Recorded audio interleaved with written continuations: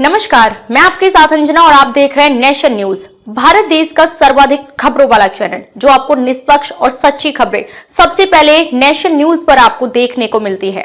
आइए बढ़ते हैं आज की बड़ी खबर की ओर। नैनीताल में शीत का असर दिन के समय लुप्त हो चुका है। गर्म कपड़ों की जरूरत महसूस नहीं होती। गुनगुनी धूप पूरे दिन मेहरबान रहने लगी है।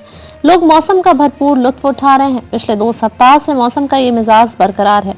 अगर सुबह शाम की ठंड खूब सता रही है, जिस कारण हीटर व आग का सहारा लेना पड़ रहा है। शहर में सुबह व शाम को कड़ाके की ठंड पड़ रही है। मौसम विभाग ने गुरुवार से मौसम में तब्दीली आने की संभावना जताई है।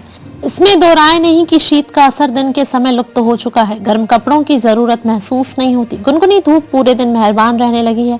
लोग मौसम का भरपूर लुत्फ उठा रहे हैं। पिछले 2 सप्ताह से मौसम का ये मिजाज बरकरार है।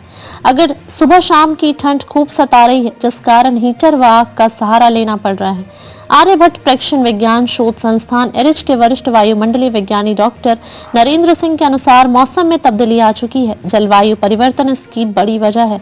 गुरुवार से पश्चिमी विक्षोभ सक्रिय होने की संभावना। बहरहाल गुरुवार से पश्चिमी विक्षोभ सक्रिय होने की संभावना है, जिसका अधिक असर शनिवार को देखने को मिल सकता है। इस बीच सूखी ठंड बरकरार रहेगी।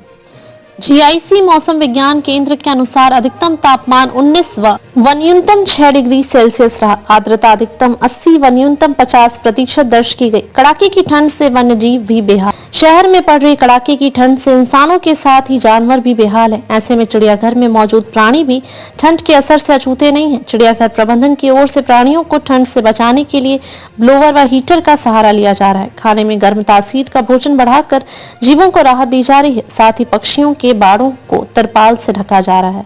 अब तक के लिए बस इतना ही। फिर मिलते हैं कैसे ही बड़ी खबर के साथ। तब तक के लिए नमस्कार और देखते रहिए नेशन न्यूज। ताजा अपडेट के लिए हमारे YouTube चैनल व Facebook पेज को लाइक सब्सक्राइब जरूर करें। धन्यवाद।